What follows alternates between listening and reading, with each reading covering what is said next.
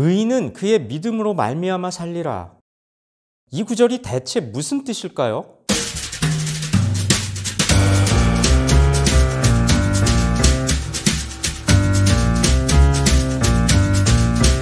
이 구절은 구약시대에 하나님께서 하박국이라는 선지자에게 하신 말씀인데요.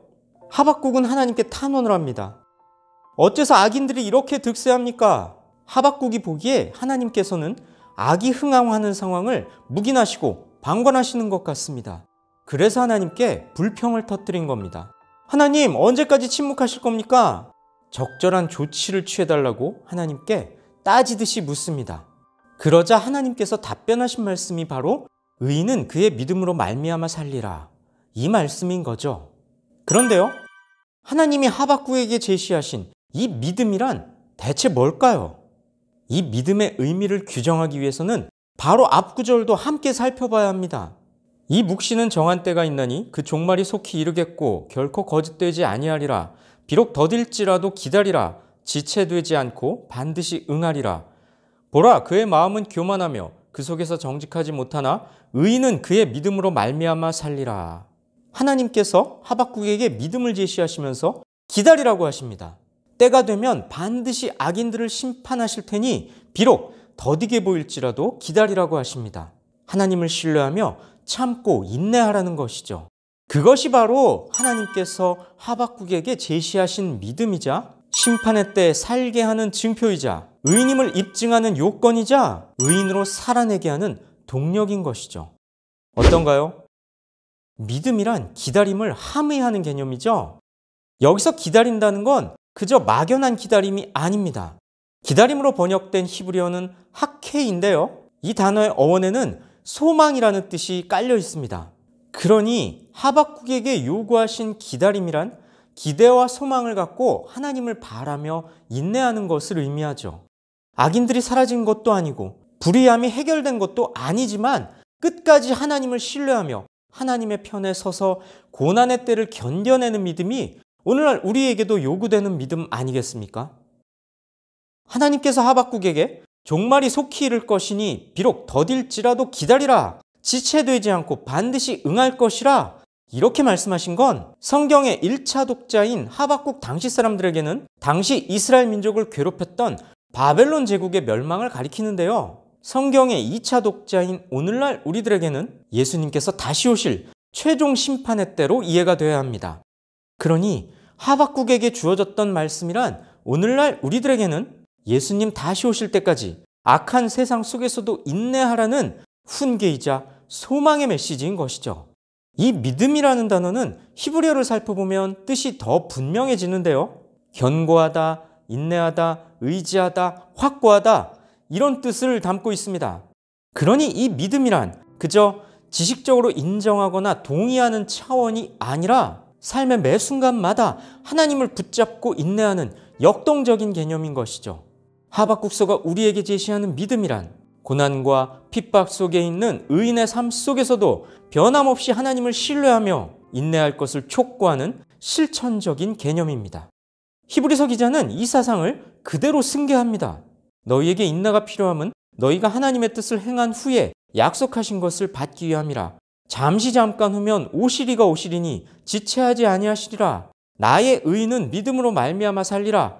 또한 뒤로 물러가면 내 마음이 그를 기뻐하지 아니하리라 하셨느니라.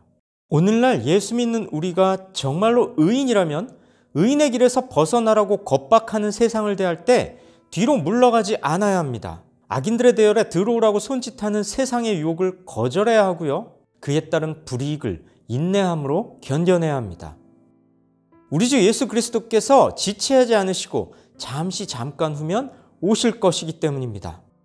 야고보도 같은 훈계를 했습니다. 그러므로 형제들아, 주께서 강림하시기까지 길이 참으라. 보라, 농부가 땅에서 나는 귀한 열매를 바라고 길이 참아 이른 비와 늦은 비를 기다리나니 너희도 길이 참고 마음을 굳건하게 하라. 주의 강림이 가까우니라.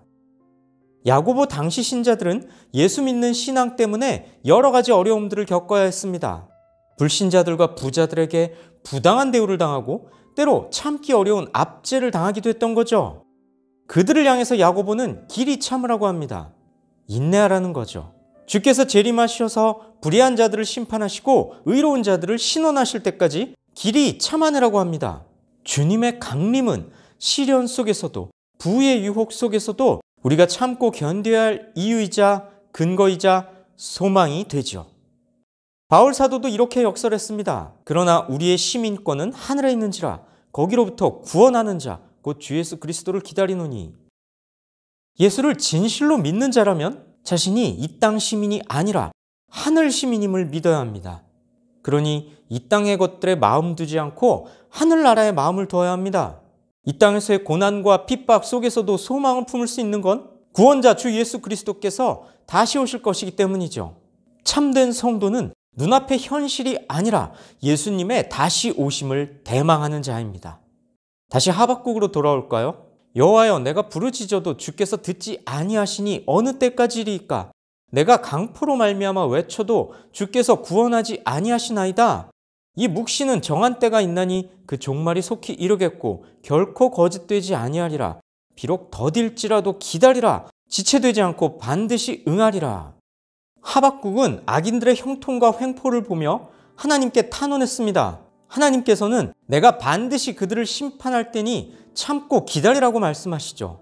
이건 무책임한 약속이 아니었습니다. 실제로 하나님께서는 이 예언이 선포된 지 약 70년 후에 메대 바사 연합군을 통해 바벨론을 멸망시키십니다. 하박국의 눈에는 더디게 보였을지 몰라도 반드시 이루어진 것이죠. 마찬가지로 우리 또한 히브리서 기자와 야고보와 바울의 훈계처럼 주님 다시 오실 때까지 길이 참고 마음을 굳건하게 해야 합니다. 주님께서 갚아주실 것을 굳게 믿으며 의인의 길에서 벗어나지 말아야 합니다. 바벨론의 멸망처럼 우리 주 예수님의 재림 또한 너무나 확실한 것이기 때문이죠. 하나님께서 의인을 구원해 주실 것을 믿는 의로운 자라면 고난과 핍박 속에서도 구원의 역사를 이루어 주실 하나님을 신뢰해야 합니다. 그러니라면 하나님께 항의하지 않고 하나님의 방법을 수용합니다. 그리고 이렇게 기도하겠죠. 비록 무화과 나무가 무성하지 못하며 포도나무에 열매가 없으며 감람나무에 소출이 없으며 밭에 먹을 것이 없으며 우리의 양이 없으며 외양간에 소가 없을지라도 나는 여호와로 말미암아 즐거워하며 나의 구원의 하나님으로 말미암아 기뻐하리로다. 무화과나무, 포도나무, 감람나무는 당시 팔레스타인 지방에서 가장 흔하고도 요긴한 나무였는데요. 이것들의 소출이 없다는 건 그 땅이 완전히 황폐해졌다는 뜻입니다. 양과 소가 없다는 것도 마찬가지 의미죠. 유다가 바벨론의 침략을 받아 그 땅이 폐허가 될지라도 하나님께서 구원해 주시겠다는 약속이 남아있으니 기뻐하고 즐거워할 거라고 고백합니다. 내 삶이 황폐해져서 아무것도 없을지라도 나에게는 구원자 하나님이 계시기에 그분의 약속을 믿기에 기뻐할 수 있는 것이죠. 어떤가요? 놀라운 신앙 고백이지 않습니까? 하박국이 당면한 현실은 변하지 않았습니다.